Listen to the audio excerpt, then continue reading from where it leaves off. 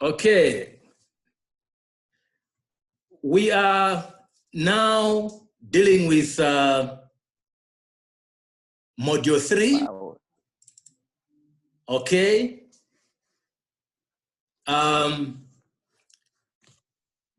Continue from here. We're going to look at these 3 slides, and our last slide will be in module 4, and this topic is encryption and decryption mechanism. Okay. All right, so we are starting now.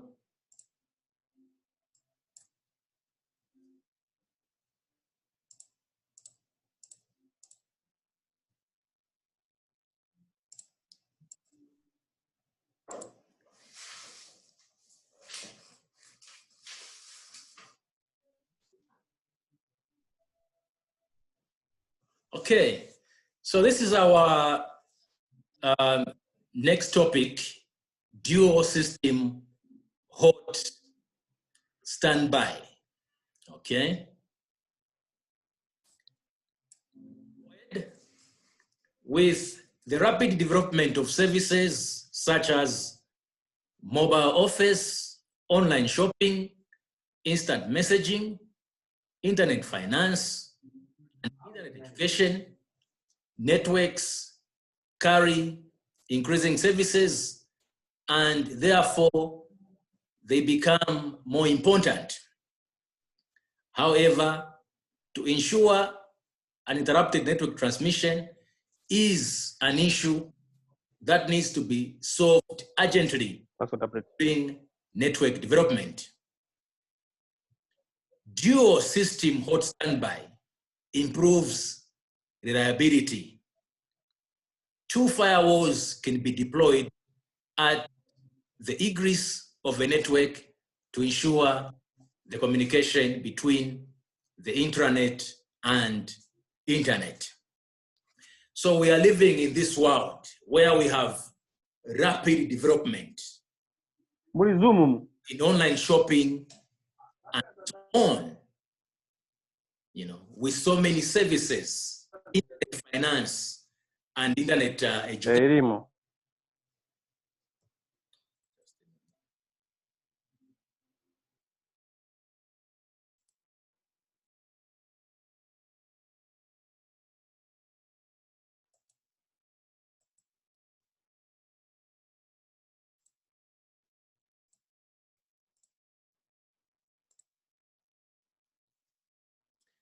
Okay, so we have these important services which are running.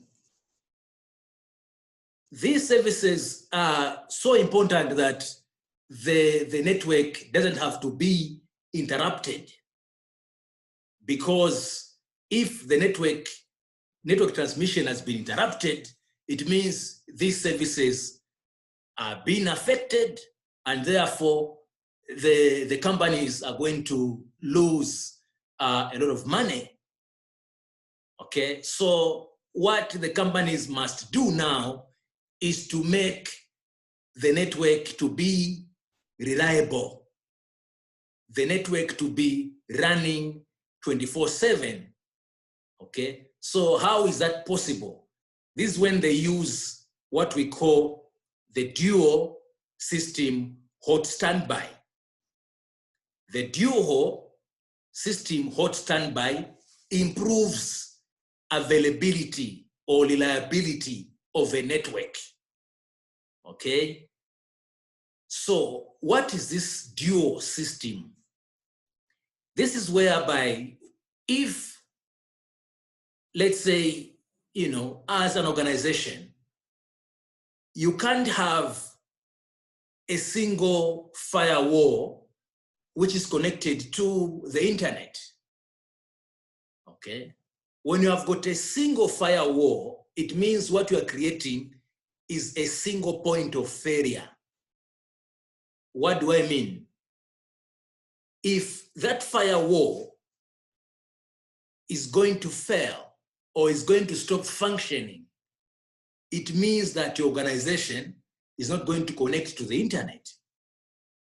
So what you do is that instead of having a single firewall, you can put 2 firewalls. That is what we call dual. That is, if one firewall goes down, the other firewall will continue working. Objectives. Upon completion of this course, you'll be able to master the technical principles of dual system hot standby, master the basic configuration of dual system hot standby. Contents. We are going to look at technical principles of dual system hot standby. Okay, so this is your organization. This is the firewall. And then this is the internet. Okay, so of course, the purpose of the firewall is to exchange the packets between the intranet and the internet. Now, if this firewall develops a fault, then it means that these computers here won't connect to the internet. So in this case, this firewall, it is a single point of failure. Once it fails, it means that these PCs here won't connect to the internet. So what can we do? Okay, we're going to look at this, the solution later. But first of all, let us look at what we call a redundancy deployment solution for routers. So you see, we're looking at a device, a networking device called a firewall.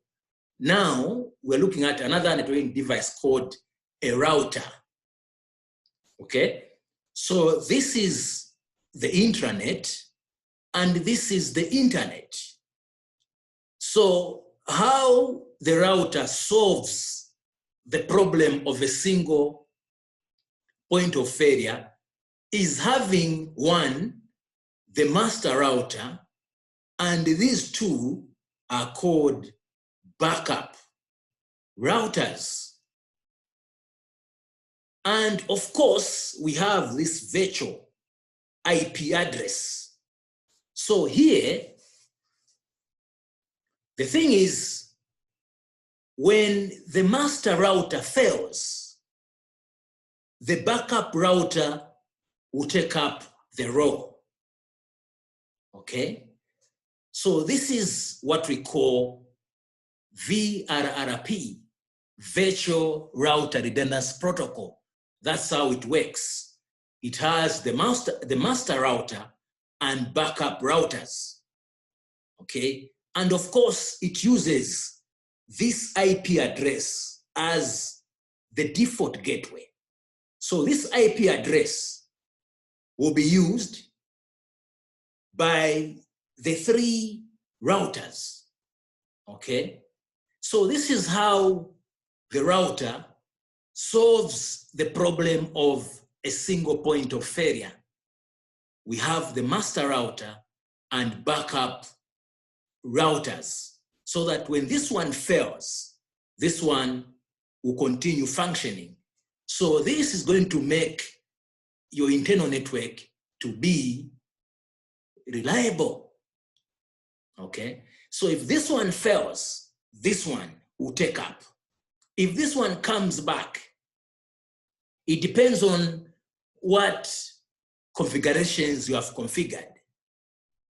If you have configured what is known as preemption, it means immediately when the master recovers, it takes up the role of being a master. And then these will be backups. Okay. So the application of VRRP in multi-zone firewall networking. Okay, so to provide dual system hot standby for multiple zones on firewalls, you must configure multiple VRRP groups. So, you know, a Huawei firewall has zones, okay? So it has got 4 default zones. And trust zone, which can be the internet, and then the trust zone, which is the intranet, okay, the network within your organization, okay, and then the DMZ, which can be also a zone in your network, but this is where you put the servers that have to be accessed from people who are on the internet, okay, and then the local zone, which is the firewall itself, okay? So when you have got multiple zones, then you must also configure multiple VRRP groups. So you can see here we have got group 1 with its virtual IP address. There is group 2 here with its virtual IP address. And also there is VRRP group 3. So when you have got multiple zones, therefore you must have multiple VRRP groups. Okay, so what is the defect of VRRP in firewall applications? All right, so here is the PC. This is the trust zone, and this is the untrust zone. So PC1 wants to communicate with PC2, okay? So the information is going to pass through the firewall, and as I said, when the information is passing through the firewall, the first packet, its information will be recorded in the session table, okay? And that information is what we call the session entry, okay? And then these packets which are following, they are going to be allowed to pass based on the first entry, okay? So that information will go to PC2. And now, when PC2 is responding, you know, when PC2 is responding and something has happened to this link, it means that the traffic has to use this other link. But when that traffic is passing through the firewall, this firewall here doesn't have the information which was recorded by the master. Therefore, that traffic which is trying to use this link, it will be dropped by this router. That is the weakness, the defect of VRRP. Okay, so the information about the traffic which was recorded here is not on this backup. Since the information is not on this backup, it will be dropped once it has been received. So anything can happen on the internet whereby the link which was used at first has gone down. Therefore, the traffic has to use this other link to reach PC1. Now, because the information is not recorded in the entries, it will be dropped. Okay. All right. So use of VRRP for firewall multi-zone backup. Okay. Now, to sort out the problem with VRRP groups, the VGMP group was developed. Okay. So apart from having the VRRP group 1, we also have the VGMP group. Okay. So what does the VGMP group, does? All right. So when the traffic is passing through this firewall, this firewall shares that information with this firewall, such that when traffic has gone to the untrust zone and this link goes down, and this traffic is now going to use this link, it will be allowed to pass through because this firewall was given the information by this other firewall. Okay, so that is the purpose of having the VGMP group, is to ensure the switchover consistency of all VRRP groups. Okay. All right. So when I take you back here, when you talk about VRRP,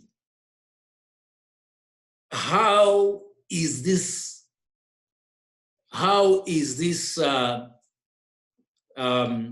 firewall going to know that this firewall has gone down? Okay. It is because VRRP, they do send the message. So this firewall will be sending the hello packets to this one. Okay.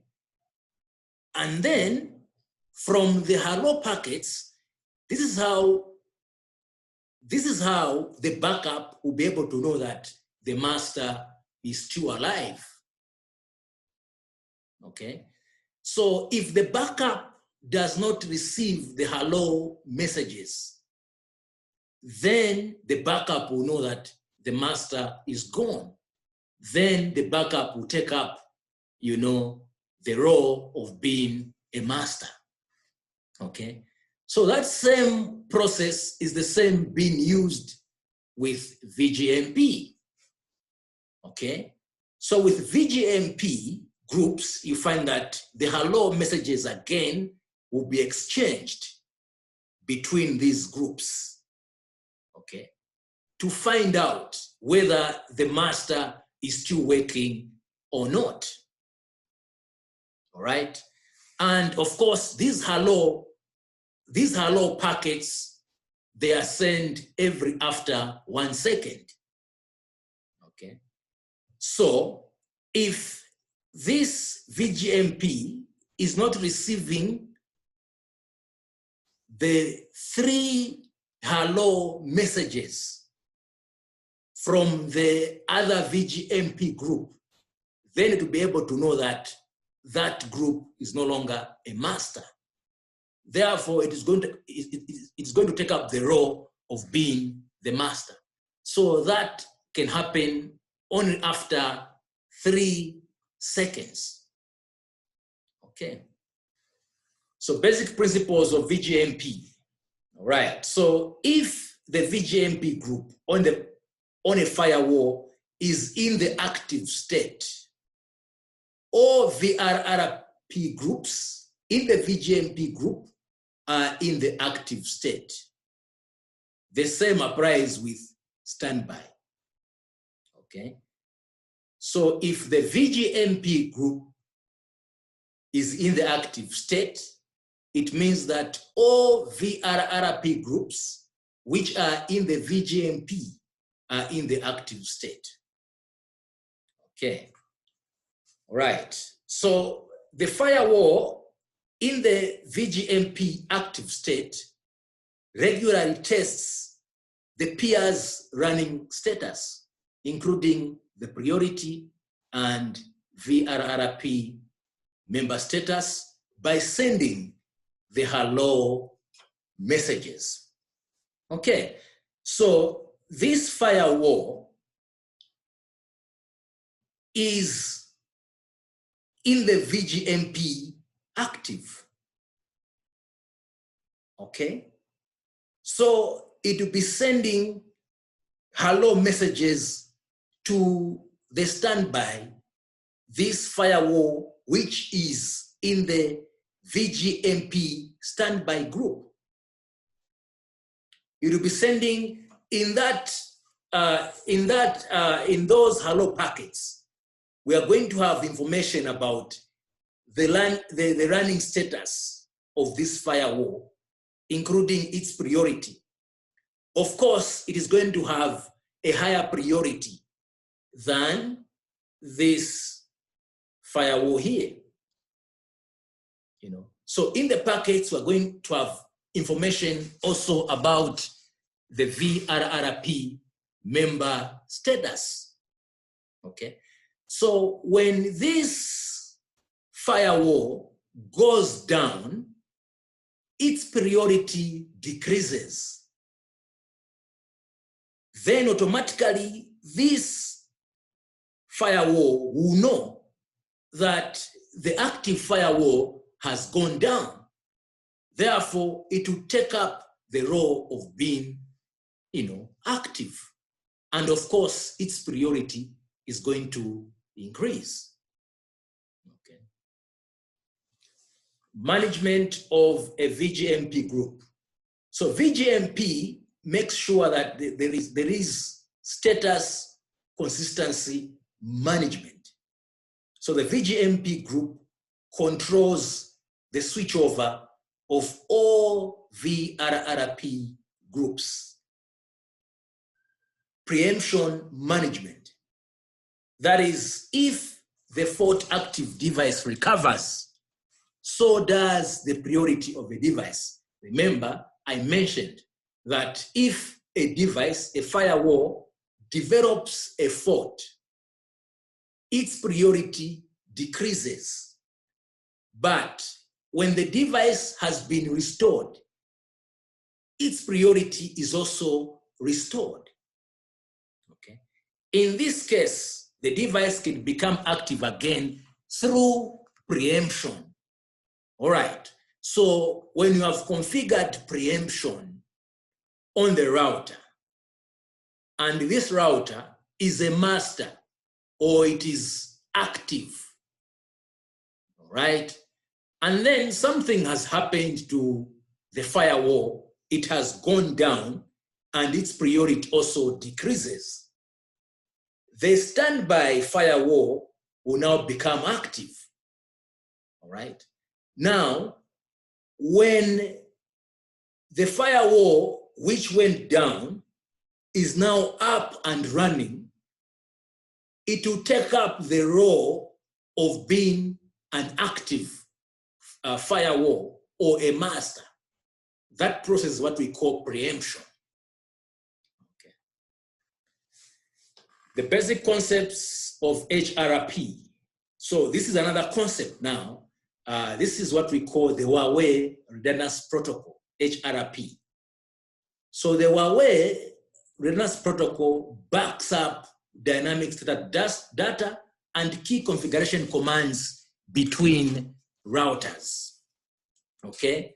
So with the HRP again here, you find that this firewall will share its information with this firewall, such that when you send something from trust, it has gone to untrust using this link.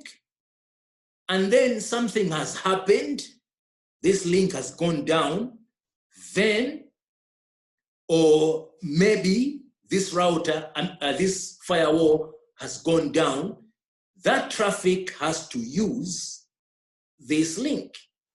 Now, because this firewall has received backup information from this one, that traffic will be allowed to pass. In a situation where there's no backup, when this firewall receives the information, it will drop that information. But because we have got backup between these two firewalls, that traffic will be allowed to pass. Okay. Now, HRP heartbeat interfaces. So the backup information is exchanged between the firewalls through the heartbeat interfaces. Okay, so these are the heartbeat, interfaces. Now, the heartbeat interface, must be an independent interface with an IP address. It can be a physical interface, such as a gigabit Ethernet interface, or a logical if track interface. Okay, if track interface, this is where have you seen these physical interfaces here? We can put them together logically, start functioning as a single interface. So you can see we have got 3 interfaces here. We can join them together logically to start functioning as a single interface. So a heartbeat interface can be this interface you see, which we call the if trunk, or it can be physical interfaces, just like you see them here. These are gigabit Ethernet. Okay. All right, so the information that is exchanged, that is the backup information that is exchanged between the firewalls. It is information that will do with, data, the direction, and the channels that are used in communication. Okay, status of heartbeat interfaces.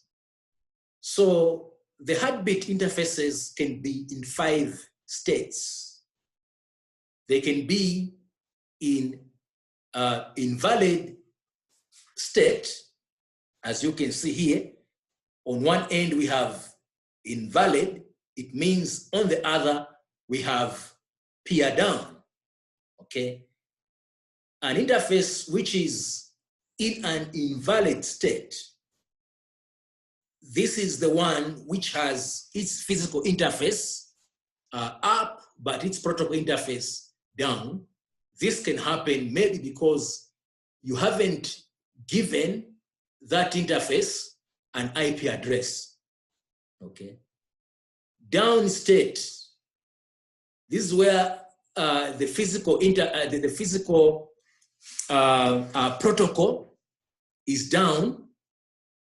Okay. Both the physical, the physical protocol and the logical protocol are down. Okay. Or it can be in a peer down. Okay. Or ready state or running states. So these are the 5 states in which the heartbeat interfaces can be. Okay. So the heartbeat interfaces are the ones that, Huawei redundancy uses to back up information between the 2 firewalls. How about the backup modes that Huawei firewalls have? They have an automatic backup. which is a default backup for all Huawei firewalls. They also have a quick session backup, okay? And then the manual branch backup, which has to be done manually, okay? And then also an automatic synchronization of firewall configurations after startup. So these are different backups which Huawei firewalls uses. That is when you configure HRP. Basic networking and configuration of dual system hot standby.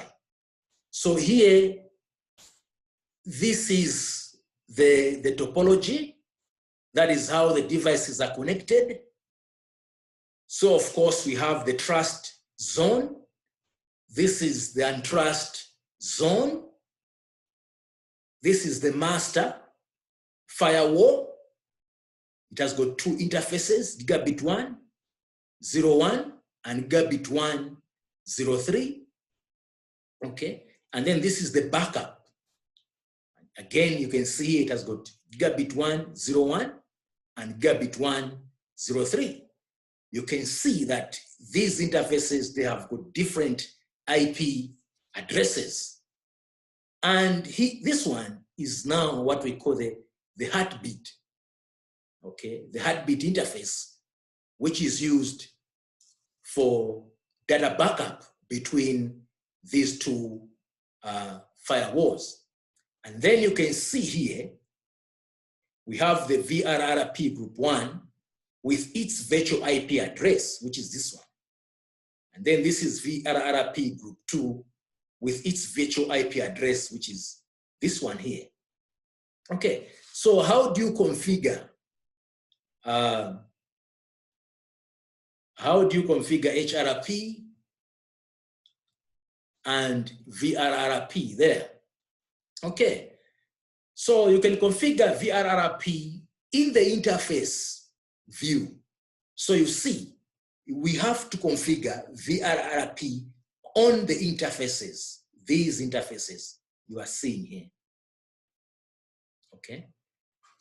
So first of all, you target an interface followed by the command, and this is the command VRRP, VRIDE, virtual router ID. Okay, these are numbers, and then the virtual IP is given there. Virtual IP, and then you put the virtual address. So this can be followed by active, that is if the firewall is in the active mode, or standby, that is if the firewall is in a standby mode. Now, you can see, you can choose any number from 1 up to 255 for VRRP groups. Okay, so this is the number for the virtual router ID. You can pick any number from 1 up to 255. Okay, configuring HRP using command line. You can specify a heartbeat interface by using this command, HRP interface, interface type, interface number. And then also you can enable HRP with this simple command, HRP enable. Okay. Then you can enable the function of configuring the standby device with the command HRP standby config enable. And then you can enable the function of automatically backing up commands and status information, okay, with this simple command, HRP auto sim. If you want to enable quick session backups, this is the command, HRP mirror session enable, okay? So this is how you do it. So here we're looking at USGA. Okay. So, of course, this one. So we'll start with this interface here, configuring. Okay. So, the first view is the user view, where you are not allowed to configure, but there you can perform some simple, commands such as ping, testing connectivity, trace route, and so on. If you want to change the settings of a router, you go into the system mode. Okay, so now you use a command called system view. It will take you here. So when you are here, when you want to configure an interface, you say interface gigabit, that one is 101. How do you give this interface an IP address? This is the command, IP address, and you can see that this is 10.2.0.1, and this is the subnet mask. It can either be in this form, 24, or it can be in this form, 255.255.255.0. It is up to you to choose. Now, where did they get this 24 from? Okay. When you change, this is a decimal numbering system. When you change it into binary numbering system, it means here you are going to have 8 ones, and here 8 ones, and here 8 ones, here 8 zeros. So 8 ones plus 8, 16, plus 8, 24. Okay, that's how it is. And then you configure the VRRP. So this is VRRP VRIDE. This is the group number. I said you can pick any number from 1 up to 255. And then this is the virtual IP address, followed by the subnet mask, and this is active. Okay? So when you go back to our topology, we're talking about this interface here. Okay? So this is the IP address. This is the 24/24 you saw there. Okay? And then the VRRP group, now you have to configure this as well. VRRP VRIDE. VRIDE what? This is group 1. That's the one you saw there. Okay? Virtual IP address, this is 1111/24. This has been written /24. It has been written in another form, if you saw. Let me just go back here. Okay, so you see, as I said, here you can just write it like this, 24, or it can be in this form. Okay, so this is the VRIDE, VRRP VRIDE, group 1. This is the virtual IP address you saw there, 1.1.1.1. It was /24.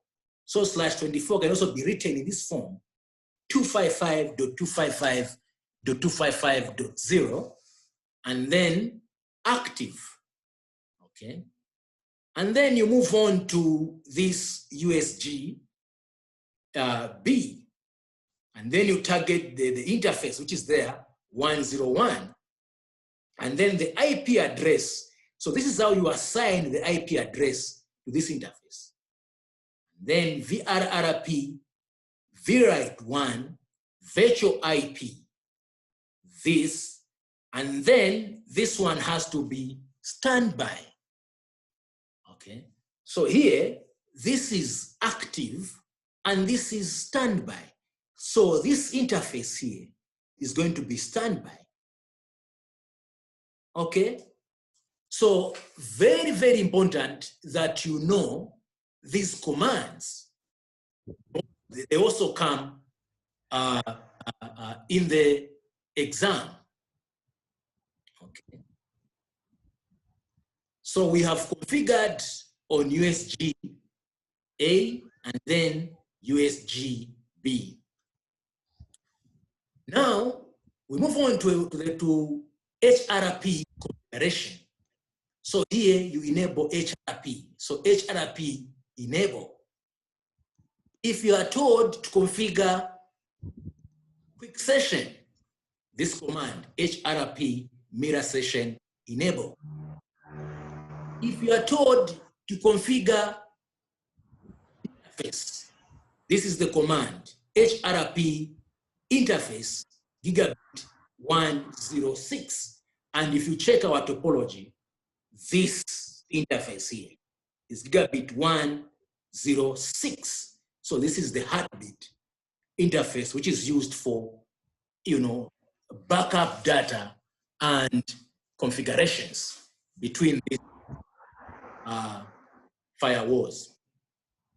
So whatever we have done on this USG, you're supposed to do the same on the other USG.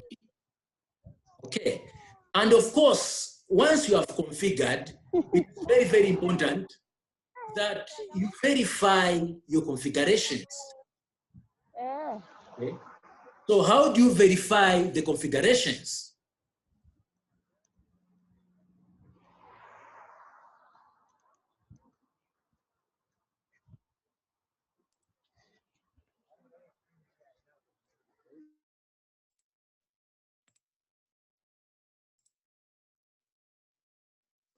How do you verify the configurations?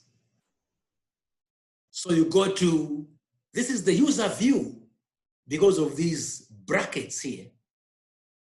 So you run the command, the display commands, okay?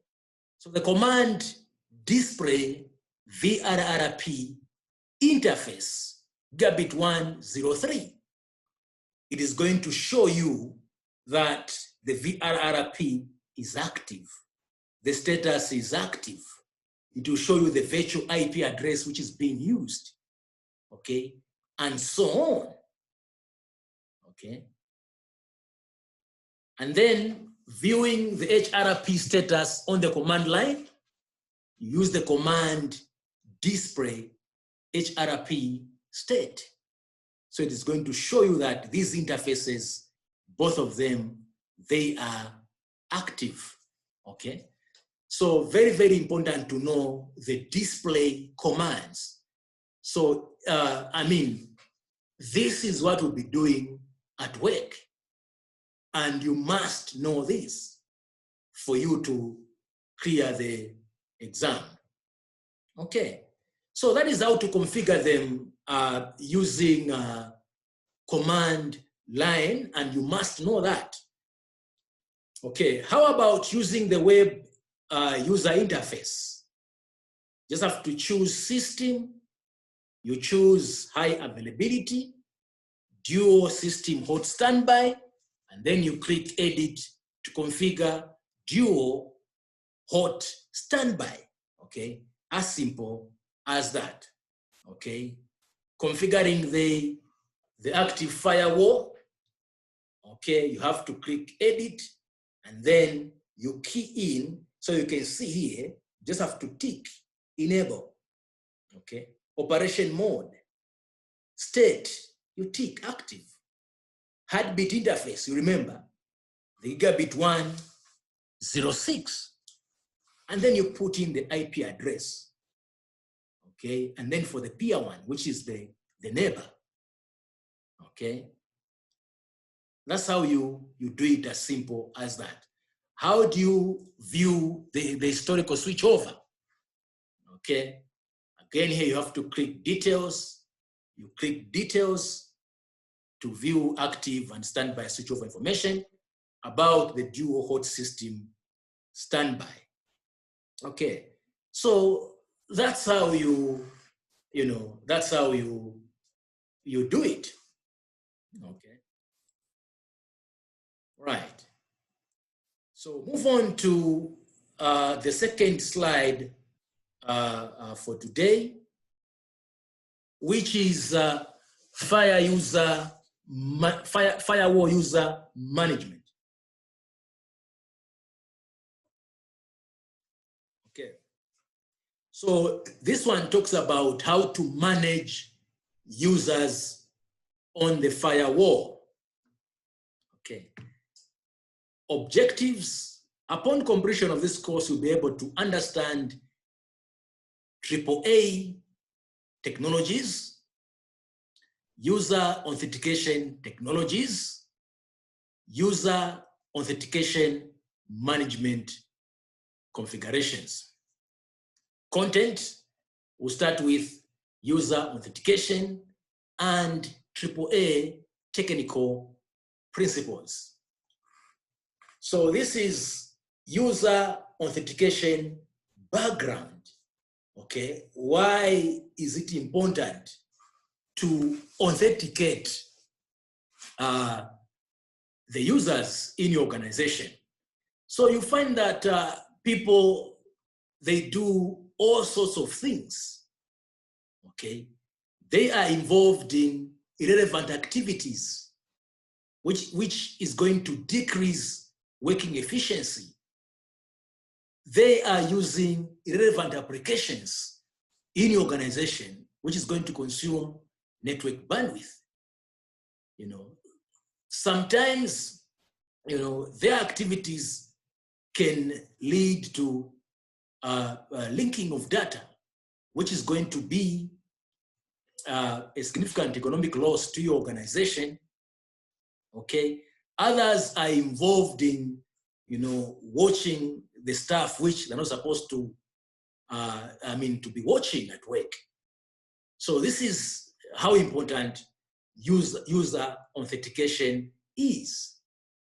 So when someone is at work, make sure he must do the work that he's supposed to do. So what is AAA? You know, AAA is authentication, authorization, and accounting. Okay, authenticate, which is done by, you know, most of the time by using the username and the password. You know, you have to authenticate someone to a system. And then authorization, here you are going to say what a particular person is supposed to do. That is authorization. And then accounting, you are going to follow up on what that person, you know, has been doing on the system. Okay. Okay. So authentication refers to the confirmation of user identity using various factors.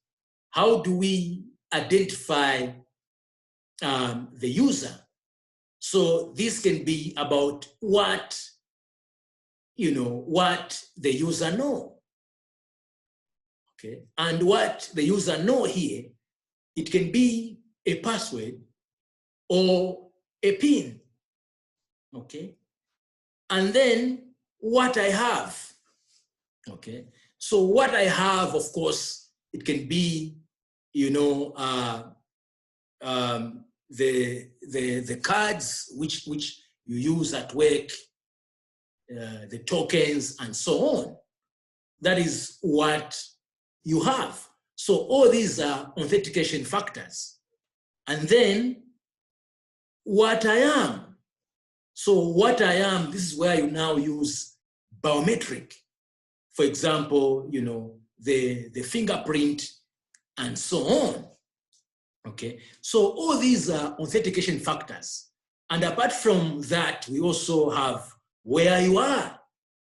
So that has to do with location. So for example, if you are out of Lusaka, you can't be allowed to log in. That is where you are. Another factor can be how you are. That has to do with maybe the rate at which you are punching in the password, how you are, okay? So for example, when I want to withdraw money from the ATM, I must have what I have, okay? What I have, which is the card, the ATM card. And then when I, insert it into the machine, then I'm going to use what I know, which is a PIN, what I know. So all these are authentication factors. So we have, one-factor authentication. That is where we have only one factor, let's say a password, and then two-factor authentication, where we can use a password and maybe even your fingerprint. That is two-factor authentication. Okay, so this is about authentication. And then authorization authorizes access to resources and also what commands you be authorized. Okay, so authorization is what is the user allowed to do after being authenticated. And then this is followed by accounting.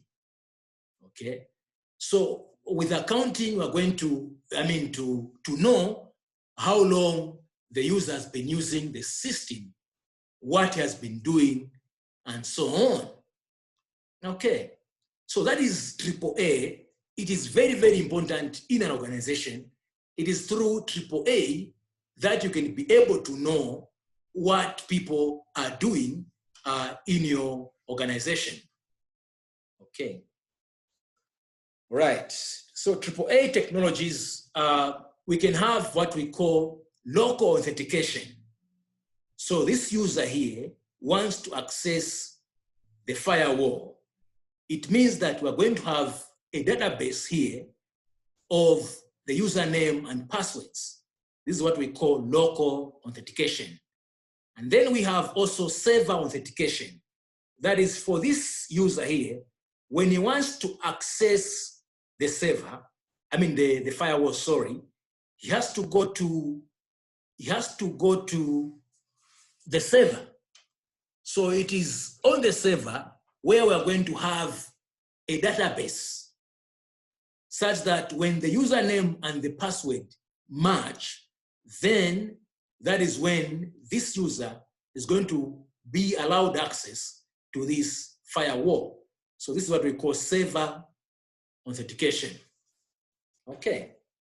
All right. So on server authentication, what are some of the technologies that we can use? Okay. One of them is Radius. Okay. Radius server. So the Radius server sets up a unique database to store usernames and passwords for authenticating users. And this is the message structure for Radius. It has the code which we can use to identify the type of the message, okay, that is involved, the identifier, the length, authenticator, the attribute. This is where we have the actual message. Okay, so this is the process when we're using Radius to authenticate the user. So the user will send his name and password, and then the USG, of course, is going to send access requests to the Radius server, and so on until the user will be allowed access or is going to be denied access. So apart from using Radius, we can also use Huawei TACAS Plus. So Huawei TACAS is an enhancement of the TACAS protocol. Okay, so Huawei TACAS is able to perform authentication, authorization, and accounting, and of course, this is the process that is involved. Okay, so what's the difference between Huawei TACAS and Radius? Okay, so Huawei TACAS uses TCP, okay, while Radius uses UDP. And of course, Huawei Takas uses port 49, and then Radius uses 1812, 1813, 1645, and 1646. Okay. In terms of encryption, Huawei Takas encrypts a packet except its header. And then Radius only encrypts the password field.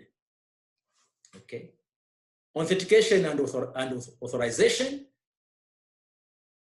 Huawei Takas separates authentication and authorization, while Radius combines them.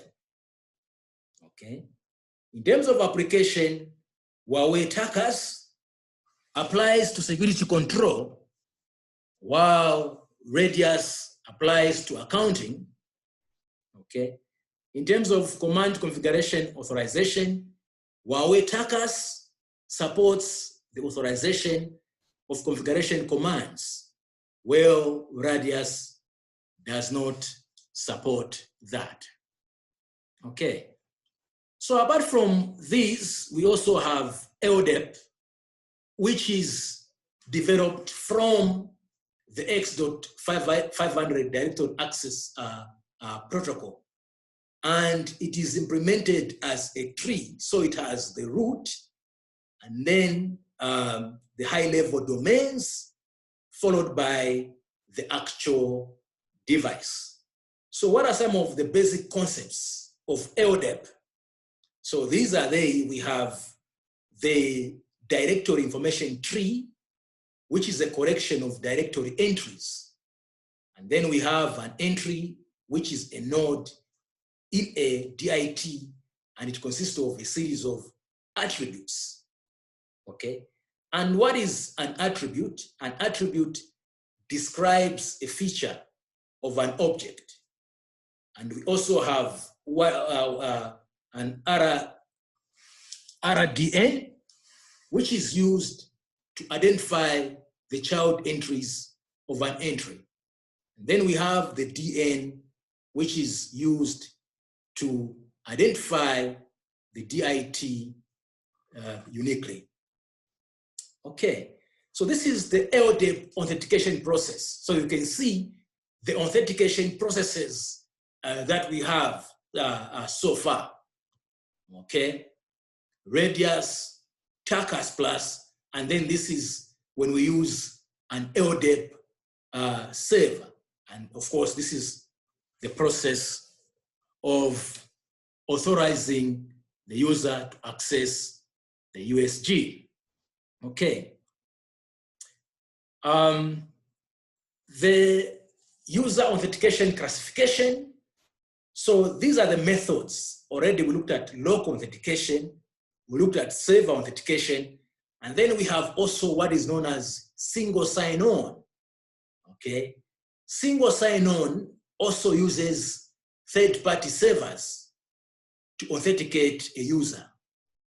And then there's also SMS authentication, where you are going to receive, the web page, and then you are going to send a message to your, to the server, which is going to generate a code, and you receive a code on your phone.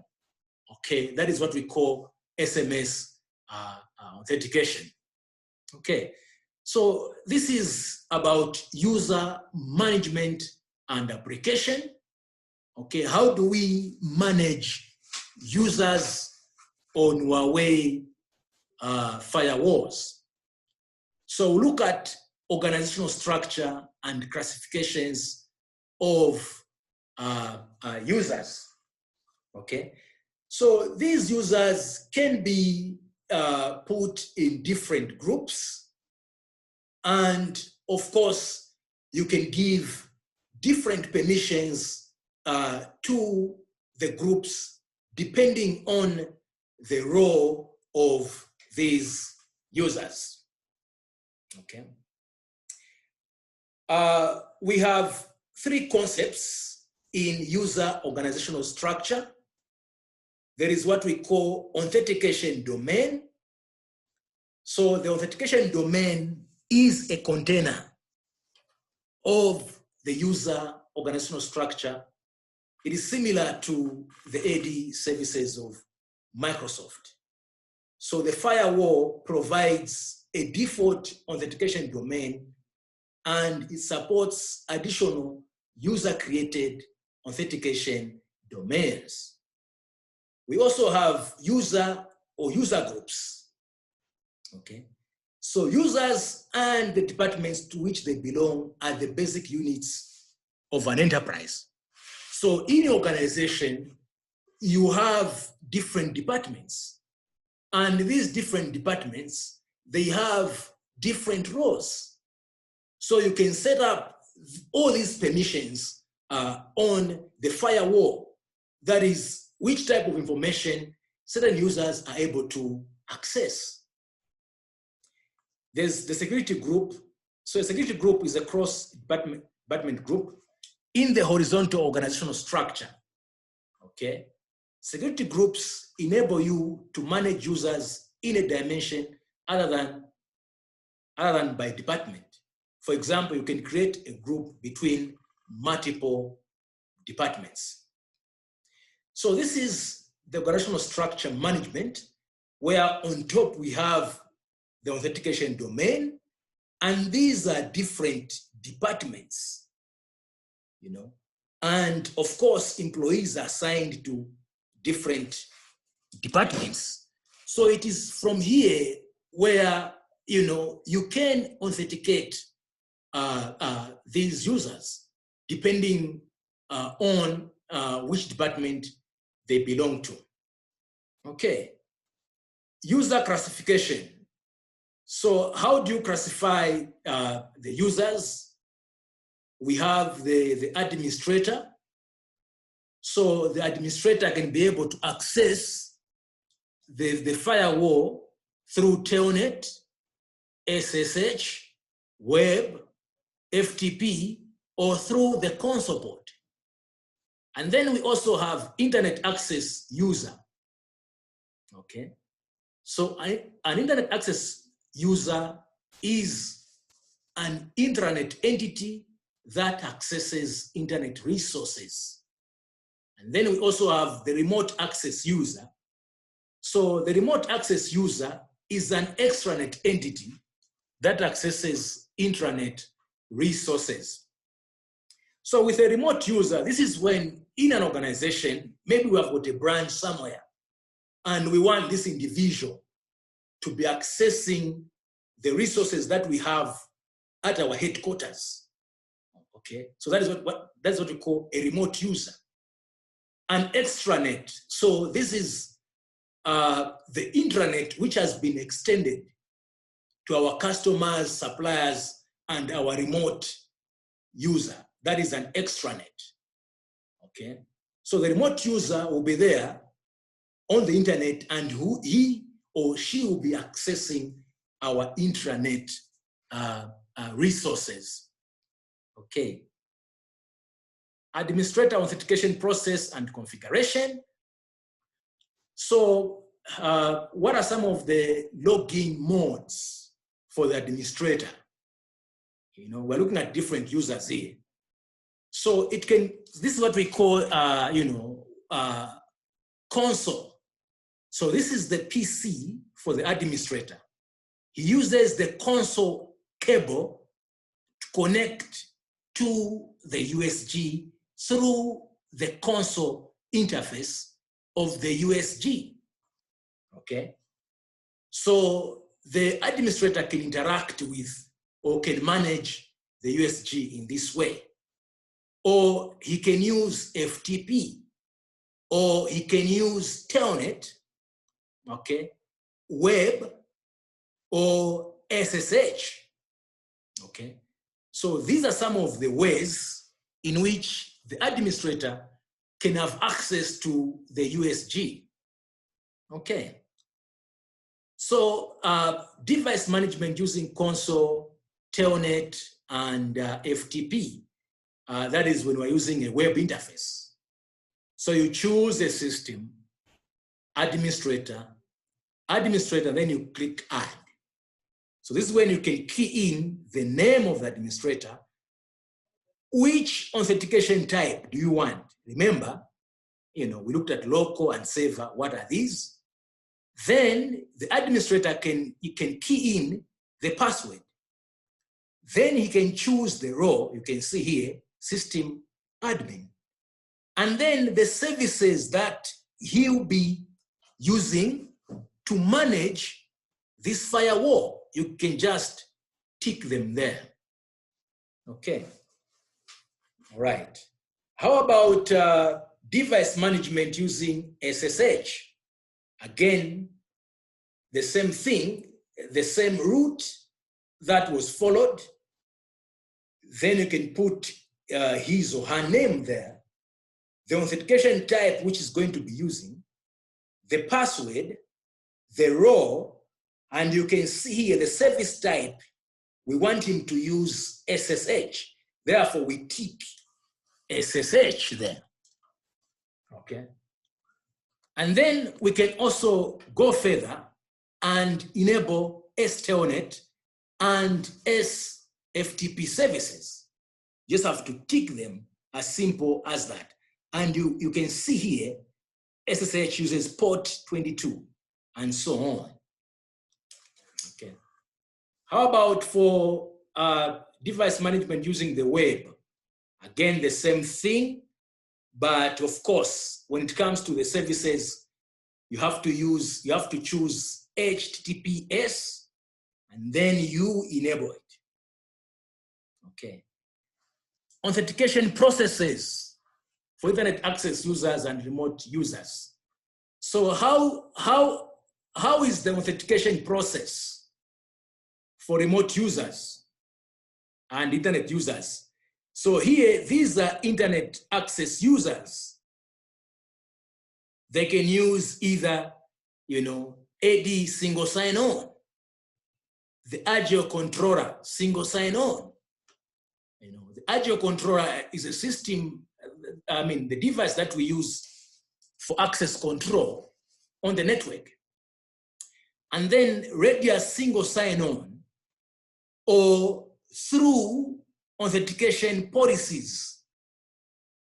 And these are authentication exemption.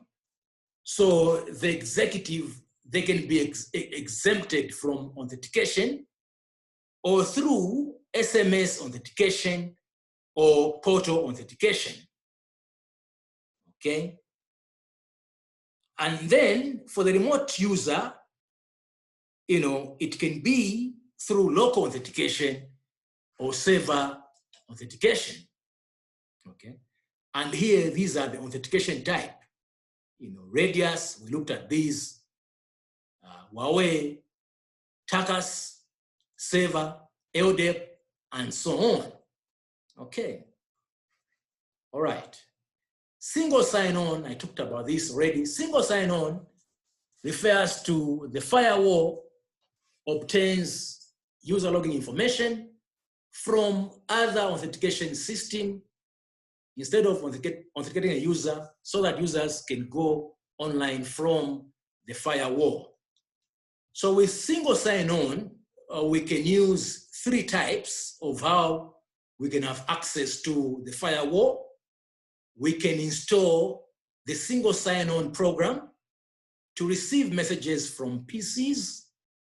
We can install the single sign-on service program to query the AD server security logs, or the firewall can monitor the AD authentication packets. So you can see the topology here. This is where, we are receiving messages from the user PC. So here we have the AD server here, okay?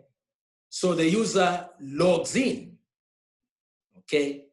And then we have the AD monitor here is able to get that information, okay, and send it to the firewall. And after that is done, then that's when the user can have access to the internet. So this is receiving messages from the user PC. And then also, this is the second type, querying security logs from the AD server. So we have submitted our login credentials here, and then the AD monitor will get that information from the AD server and send it to the firewall, okay? That is the login credentials. And then that's when you can be allowed to go to the internet.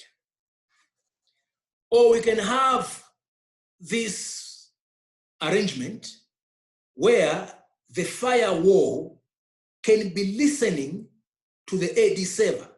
So you log in, meanwhile the firewall is listening, already it has your credentials, and then you'll be allowed access to the internet.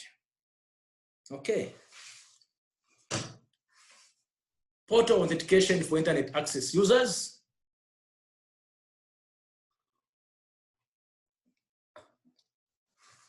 So this is portal authentication. So you can see different types of authentication methods. So in portal authentication, the firewall or a third-party server provides a portal authentication page to authenticate users. You can trigger built-in portal authentication using the following methods. There is what we call redirected authentication. So redirected authentication implements authentication for internet access users when they attempt to access HTTP services. And then user-initiated authentication. The user-initiated authentication indicates that internet access users proactively access web pages for identity authentication before accessing network resources. So this is the built-in portal authentication, okay? So when receiving the first HTTP service access data flow from the user, the firewall redirects the HTTP request to the authentication page to trigger identity authentication. If authentication is successful, the user can access HTTP and other services, okay? So we have the user here accessing HTTP server and then redirecting the user to an authentication web page. And then third, access HTTP server saves after being authenticated, okay? And then this is built-in portal authentication, triggering mod user initiated authentication, okay? So here you can see it has got just two stages where we have the user has to access the authentication web page and then accesses internet resources after being authenticated. Okay, so for remote user authentication, what do we use? So this is when we can use VPN. So we have SSL VPN, L2TP VPN, IPsec VPN, and point-to-point over Ethernet. So we can connect remote users using these technologies. So this is an example of SSL VPN. This is our remote user. This is the internet. And this is our firewall. Of course, the internet here, what VPN does is to create the tunnels over the internet, okay?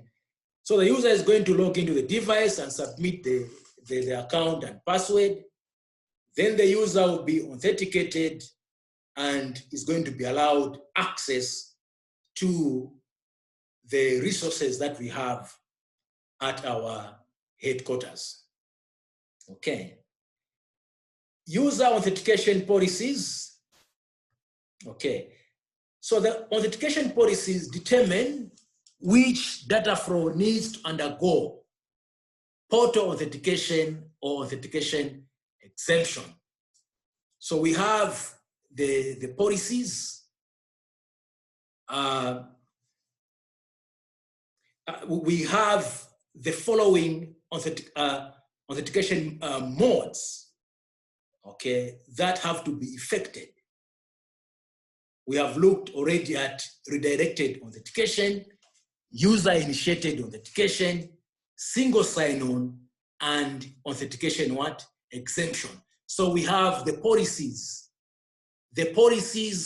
that we have implemented on the firewall are going to determine whether the user or data flow has to undergo portal authentication or authentication exemption.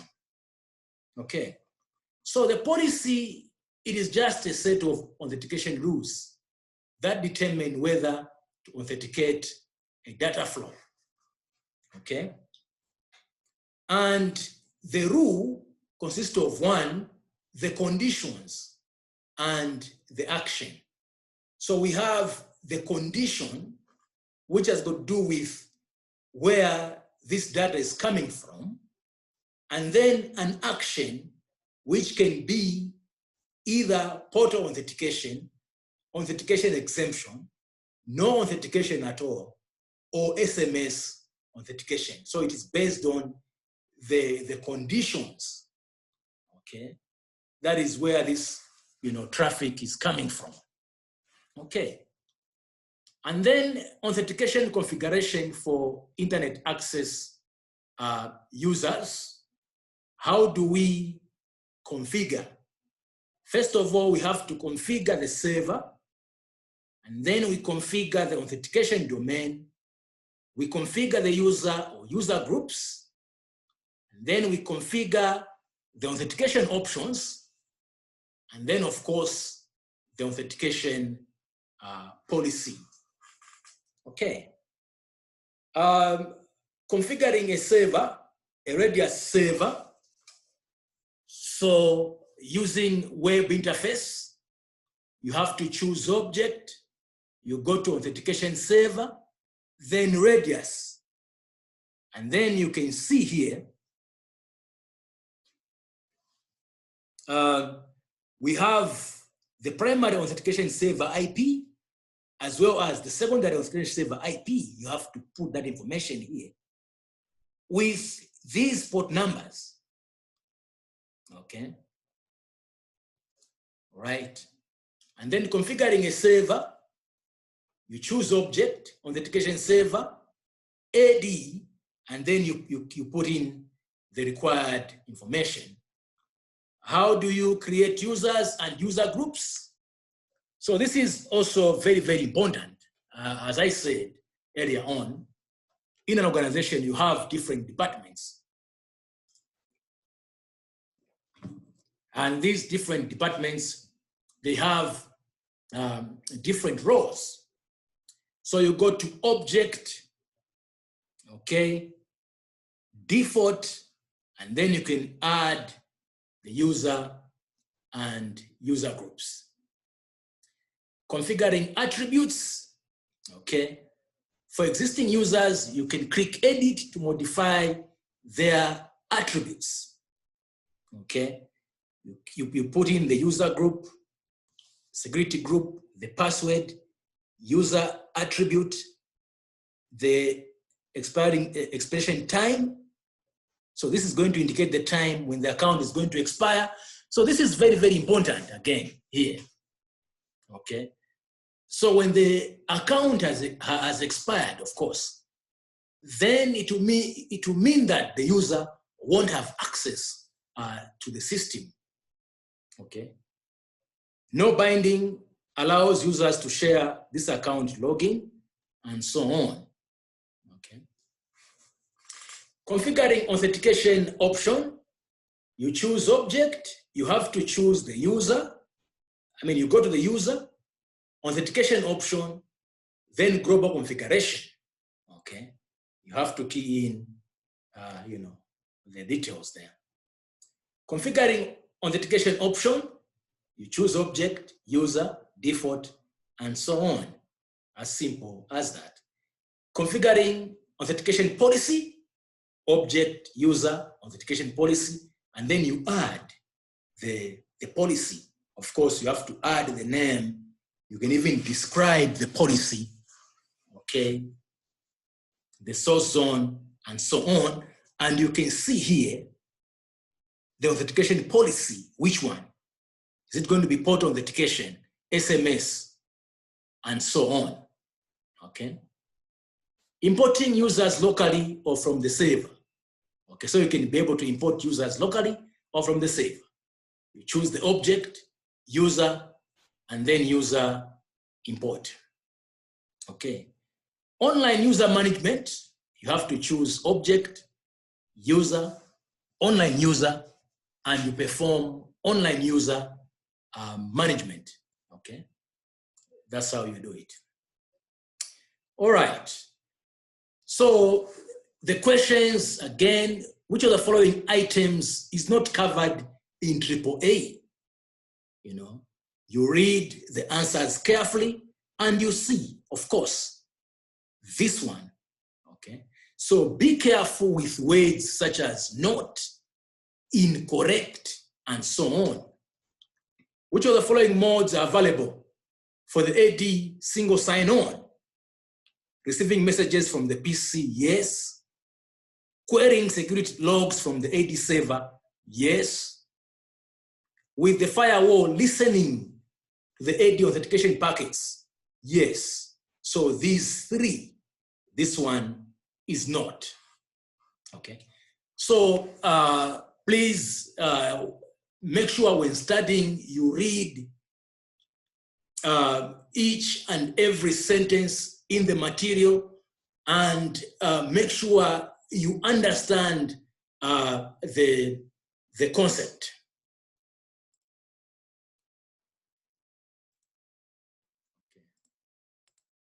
All right. So we are continuing with our slides. An overview of intrusion prevention. Okay. Forward. Currently, malware is the most common form of security threats, while the impact of grayware is increasing, and security threats correlated to crimes have been critical to network security. Instead of dealing with only virus attacks, users now have to fend off combination of network threats, including viruses, hacker intrusions, Trojan horses, botnets, and spyware. Current defense mechanisms struggle to mitigate such attacks. This course explains what intrusion is and describes to what degree Huawei USG products support intrusion prevention. Objectives. Upon completion of this course, you'll be able to describe the different types of intrusion prevention, deploy network antivirus policies. Contents, intrusion overview. Okay. Network threats in today's networks. So the threats that we have are not only viruses, but we have hacker intrusions. We also have denial of service attack. Okay, so here, if we say denial of service attack, this is an attack which is coming from a single source. If we say DDoS, this is an attack which is coming from multiple sources. Okay, and then we also have viruses and malware. So we have hacker intrusions. Okay, that's the hacker. This is the internet. Okay, malicious employer. This is an insider threat. So we have hacker intrusions. We have worms, viruses, and so on. And of course, these, what they do is to exploit vulnerabilities in servers and other devices that we have. Okay, we have looked at DDoS attacks before. So these, they are launched for financial gain to disrupt the normal operation of a business. So the people who can be doing this, maybe they are your competitors, okay? Such that when they do launch detox, your business will be crippled and theirs will be working. So with DDoS, we have different types of attacks here. We have SYN flood, UDP flood, ICMP flood, okay, SMAFA attack, and so on. We also have attacks from viruses as well as malware. Okay, so what is an intrusion?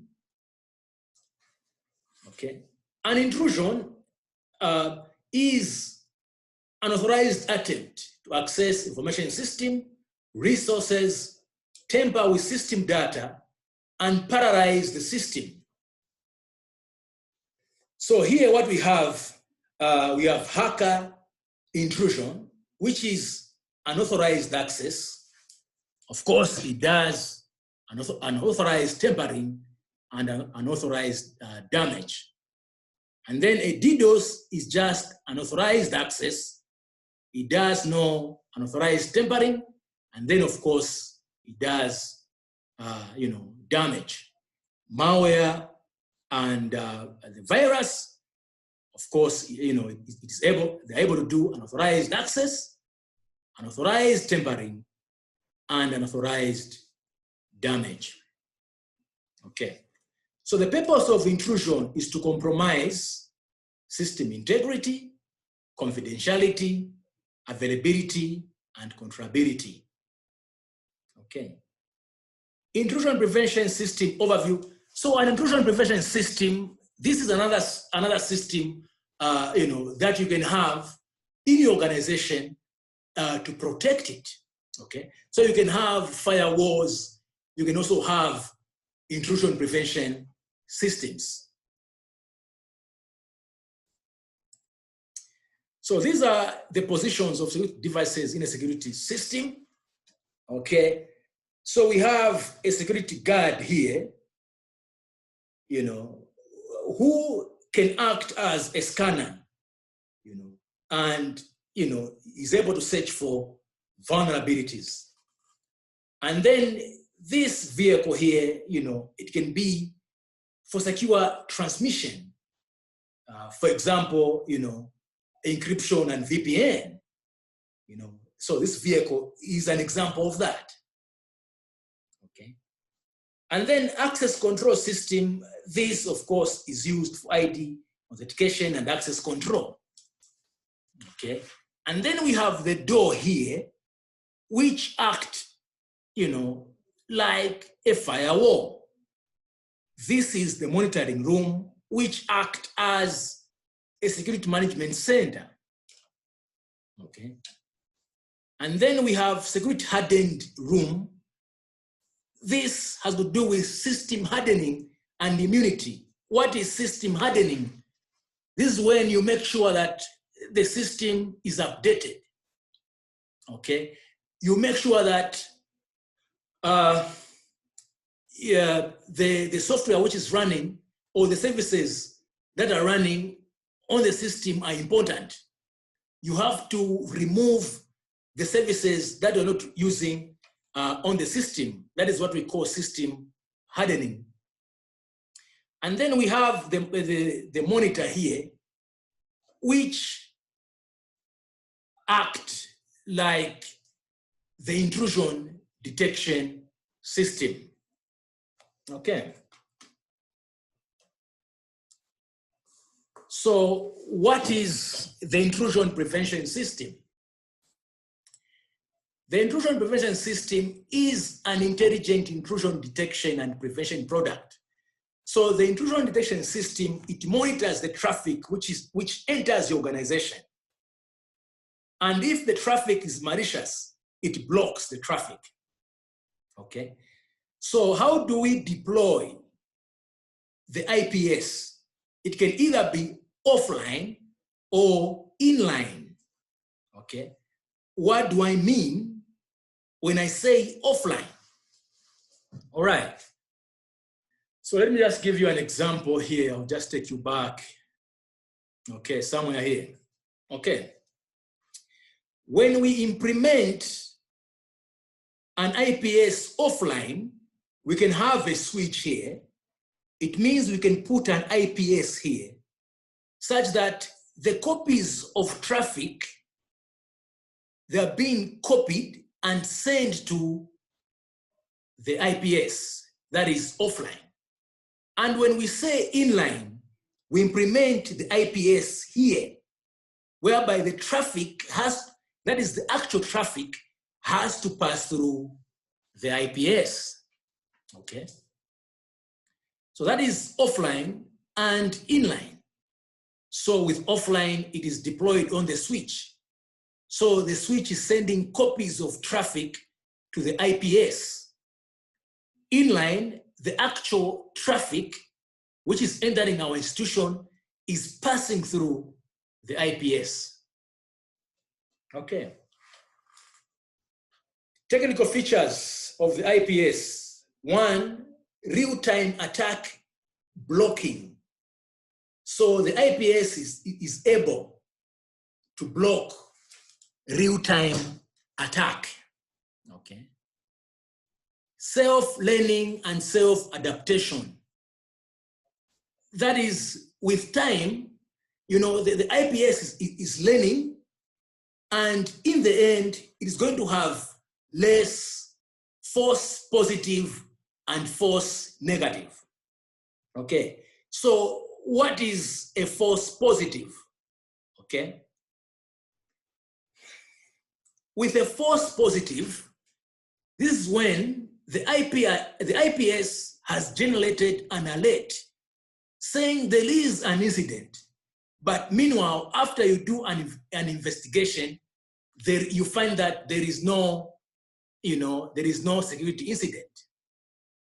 Okay. And then false negative. Okay. With false negative, this is whereby, your system is not doing anything at all.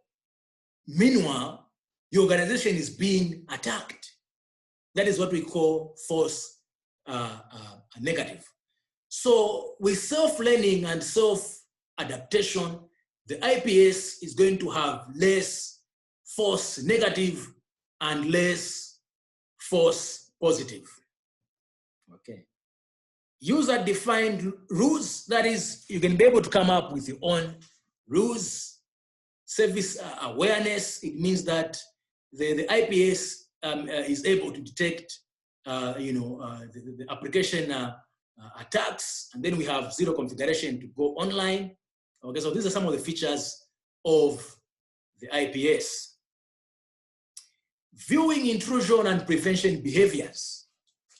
So you see, when these systems are working, they do generate what are known as the logs. So it is from the logs that you can be able to know what is happening in your organization. Okay. So we have different types of logs. We have different types of logs and different types of the information that we can be able to view on the IPS, such as the threat type, the type of the threat, okay, the name of the threat ID, the severity, how severe is this attack, is it high, is it low, is it medium, the target type, operating system, the attack category, and so on. Okay. Network antivirus overview. Okay. So a computer virus, of course, is a set of self-replicable instructions or program code compiled independently or embedded in computer programs to adversely affect a computer's use by damaging its functions or data. Okay. A malicious code is a program that conveniently lays code into another program to run intrusive or disruptive programs. Okay. We have looked at these definitions already. So when we look at the features of the viruses, worms, and Trojan horses, what are they? Okay. In terms of existence, the virus is parasitic. That is, a virus would need another file to move or to exist. And then the worm, in terms of existence, it is independent. And then the Trojan horse, it is a parasite. It would need something. A Trojan horse needs to live in your laptop. Replication mechanisms. For the virus to replicate, it has to insert itself into a host program, while a worm is self-replicating. Okay? And then the Trojan horse, it does not self-replicate. Means of infection. For the virus, it has to run, running on the host programs. And then the worm, it depends on system vulnerabilities when infecting. And then the Trojan horse is based on the carriers or functions. Infected targets. Viruses mostly infect local files. And then the worms, these, this is where we can have the computers infecting each other over the network. And then the Trojan horses, this can be through the zombie hosts. Triggering mechanisms. For viruses, it's computer users. And then for the worms, the programs. And then the Trojan horse, it's remote control. Affected targets, the viruses, they do affect the file system. And then the worm, they do consume network bandwidth and affect network performance, as well as system performance. And then the Trojan, what they do is, information theft, or they can be able to be involved in the denial of service attacks. Prevention measures, the viruses, it is by removing them from host programs. The worms, it is by patching your systems in your organization. And then for Trojan horses, it is preventing Trojan horse implantation. So that's how it is. The antivirus technologies that are there, what you see here, it is a very good program, which is known as system internals. Okay, so this is a program free of charge from Microsoft, system internals. So you can install it on your laptop, and then when you open it, and then when you open, let's say, a browser, and when you want to find out if that browser or any program has issues, what you do is you click this icon here, you drag it and drop it on the application that you want to test. Okay? Once you have done that, then that application, that is the process of that application will be selected here. Okay? And then what you do is you right-click the program. Okay? The menu is going to pop up. And on that menu, one of the items on that menu is the VirusTotal. Okay, VirusTotal, it is a very, very good application. It is run by antivirus companies, you know, as well as the community. So you select VirusTotal. So what happens is that the process you have selected is going to be analyzed by so many antivirus companies, and they're going to decide whether the program that you have is malicious or not. Okay, so you have to familiarize yourself with, you know, VirusTotal. So again, if you are suspecting that this file is malicious, you can also upload that file on VirusTotal and it will be analyzed. Okay. Again, if you are suspecting maybe a link is suspicious, then you can be able to copy that link and upload it on VirusTotal, and VirusTotal will be able to analyze. Okay. So the network antivirus, you know, it can be implemented here, okay, on the firewall. You know, you don't have to depend on one technology when protecting your organization. So this antivirus, it can be implemented in two modes: proxy scanning mode and flow scanning mode. Okay, so on the proxy scanning mode, all data packets passing through the gateway that requires virus detection are transparently transmitted to the gateway's protocol stack for caching, and then sent to the virus detection engine for analysis. Okay, and then for the flow scanning mode, the file signatures are extracted from the viruses, and then they are analyzed against the local signature database. Okay, so this mode relies on self-inspection as well as protocol parsing technologies. So how does firewall antivirus work? So this is how they work. Of course, data which is coming from the internet has to be passed through the virus signature database for matching, okay?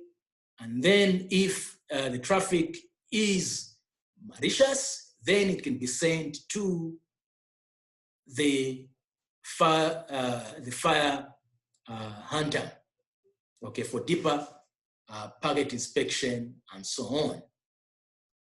Okay, and then antivirus response actions that are there. We can have two actions. You can either receive an alert, or the virus can be blocked, or it can be through declaring or the deleting of an attachment. Declare and delete, this is mostly used for emails, okay? So these are some of the actions that can be taken by the firewall once the virus has been detected. That is, you can receive an alert, the virus can be blocked, declare or delete attachments, okay? Checking the firewall antivirus results. So this is, you have to go to the threat logo to check for the results. So the quiz, which of the following actions can be configured as the antivirus action for SMTP? So here, you have to be intelligent enough.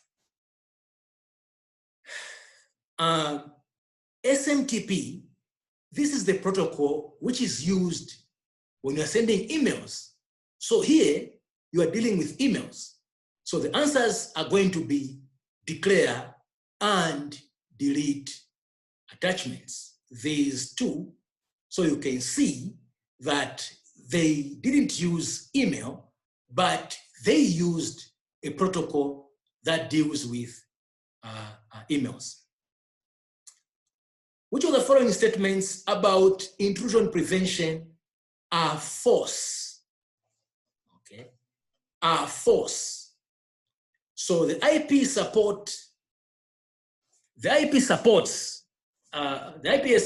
inline deployment, yes. The IP can detect intrusion behavior as well as block them online, yes. The IP can be regarded as a type of, the virus can be regarded as a type of intrusion and defended against accordingly, yes. The IPS can interwork with the firewall for real-time blocking. This is no, okay? All right, so this is the one which is false. So, you have to be careful. So now we look at the last slide for today. And we have moved, we are now, dealing with module 4. And the first topic in module 4 is encryption and decryption mechanisms. Okay, forward. Data encapsulated based on the TCP/IP protocol stack is transmitted in plain text over the internet, resulting in potential risks. So in plain text, this is the data that we're able to read. For example, passwords and bank account information may be stolen or tampered with, and users' identity may be impersonated. After encryption and decryption technologies are applied on the network, transmitted data is protected to reduce the risk of information being leaked. Objectives: upon completion of this course, you'll be able to describe the development of encryption and decryption technologies, describe the processes of various encryption and decryption methods, and then understand the mechanisms of encryption and decryption algorithms. The contents, we're going to look at encryption technology development. Okay, so cryptography. What is cryptography? Okay, so cryptography is the changing of plain text, that is the information that we are able to read, into a ciphertext, that is the information that we are not able to read, using mathematical method. Okay, so what we have is a plain text, which is P. It has to be combined with a key, followed by mathematical method, and what we're going to generate is a cipher text. Okay, that is the information which has been, encrypted. Is information that we can't read. Okay, so what are some of the functions of encryption technologies? One, confidentiality, confidentiality, which is achieved through encryption. So with confidentiality here, we do not want data to be disclosed to unauthorized users. And integrity has to do with making sure that data has not changed. Okay. Authenticity, okay. How true is this data? And then non-repudiation, to make sure that if a person has sent information, doesn't have to deny that is the one who did send the information. This is the encryption technology development, of course, which started with the CTEL. Okay, the CTEL, encryption was started by the Greeks, and they were using the CTEL. And then Caesar also came up with his own cipher, which is the Caesar cipher. So, you know, Caesar was sending the information to his soldiers using the Caesar cipher. And then the reference cipher, this came about during the Civil War in the USA. Okay, and then we had the cipher machine during the Second World War. You know, this is the time when Hitler was using the Enigma machine. Okay, encryption and decryption mechanisms that are there. So we have two types of encryption technology. We have symmetric encryption, which is also called shared key encryption. So with symmetric encryption, we use the same key to encrypt information and to decrypt information. Asymmetric encryption, this is where we use two separate keys. We use the private key and the public key. We can use each one of them to decrypt and also each one of them to encrypt information. Okay, so this is symmetric encryption. Okay, this one is trying to send the message to this other gentleman here. Okay. So when we use encryption, we are going, when we use symmetric, we are going to use the same key to encrypt and the same key to decrypt. Okay. When we use asymmetric, we are going to use, you can see here, we're using the public key to encrypt and we're going to use the private key to decrypt. Okay, so what are the differences in terms of strength? You can see that symmetric, it is faster. That is its strength. But in its weakness, it is in the sharing of keys. It is difficult to share the keys. Okay. With a symmetric, it has the strength in terms of keys. We have high security. But in terms of the speed, it is slow. So what can we achieve? Pastivo, muniche, munita negoluka, ndime Francis.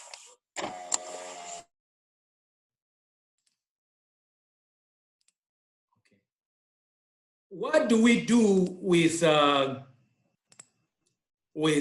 what can we achieve with data encryption? There's what is known as digital envelope. Okay, with digital envelope, this is where, of course, this is A and this is B. So we can have digital envelope when we have encrypted the data using B's public key. So the situation here is like this. The public key, you can share it with anyone. What you have to keep as a secret has to be the private key, okay? So A is going to encrypt the information with B's public key. And then B is going to decrypt this information with his private key. Okay. So this is data encryption, digital envelope. Then we have data verification, digital signature. Okay. How do we end up with a digital signature? So what we're going to have, that is before A sends something to B, is a process known as hashing. Okay, we're going to look at hashing later. Okay, so first of all, we're going to have a hash. And then A is going to encrypt this hash with his private key. Okay, and then B is going to decrypt this information using A's public key. Okay, because he has. All right. So digital signature, of course, has to do with trustworthiness. Okay. How am I going to trust this information? I'm going to trust this information because A is the only one having such a private key. Okay. Common encryption and decryption algorithms. So we have the algorithms that are used for encryption. We have stream cipher. Stream cipher, this is when we are encrypting bit after bit, okay? And an example of a stream cipher is RC4. Block cipher. Block cipher, this is when we get blocks of information. So we can get 64 bits and encrypt them like that, okay? So these are examples of block ciphers. So the first one is DES, okay? The thing here is that in cryptography, we have the cipher or the algorithm and the key, okay? So the secret has to be in the key and not in the algorithm itself, okay? So the algorithm itself, it has to be made public, okay? But the secret has to be in the key. And the longer the key, the difficult it becomes to crack the algorithm, okay? So we have DES, which is a block cipher. And the size of the key here is 56, okay? DES was cracked, so it is not recommended to use it, okay? So some people developed triple DES, which is able to encrypt 3 times, and triple DES uses a key size of 128, okay? AES is the algorithm which is recommended. It uses 128-bit key, 192 and 256 bit key sizes. Then we have IDEA, RC2, RC5, RC6, and then China also has got its own, which are SM1 and SM4. So these are symmetric algorithms. How about asymmetric? So these are examples. We have DH, which is Diffie-Hellman. This algorithm mostly is used in key exchange. And then we have RSA, as well as, DSA. All right. Hash algorithm. So, we use hash algorithms for integrity. So the hash converts the input of any length into an output of a fixed length. This fixed length is what we call the hash. Okay, I did explain this, some time back. I said that when you are downloading software, you find that they would put a hash value there, which can be either MD5 or SHA, okay? So this is a fixed value. It can be, 1, 2, 3, 4, 5 as an example. So when you download the software, you can have these hash calculators on your laptop.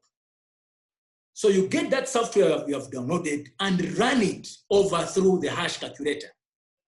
When you run the hash calculator, your hash calculator is supposed to generate the same value, which is 1, 2, 3, 4, 5.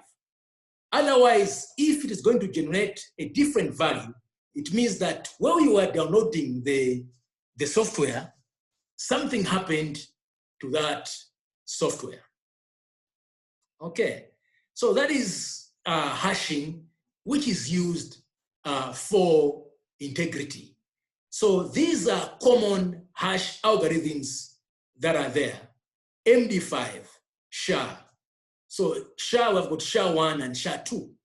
The one which is recommended now is, SHA-2, because MD5 was, cracked, it's broken. China has got its own, which is senior middle 3, okay?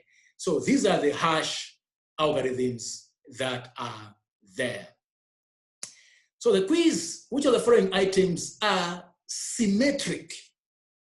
Okay, this one is not. This is hash. RSA is asymmetric. DES is symmetric, and AES is symmetric. Which of the following algorithms is used by digital envelopes? It uses 2, symmetric cryptography and asymmetric cryptography, okay? So that is that on encryption and decryption mechanisms. So this topic is really very, very important. All right, so thanks a lot once more. When it comes to the questions, I think you're going to ask the questions tomorrow, because you have to go through the materials, and where you are stuck, please, you can ask tomorrow so far, on what we have covered today. Okay. So once again, thanks a lot. Thank you. Okay, sir. Good night, sir. Good night. Good night. Good night.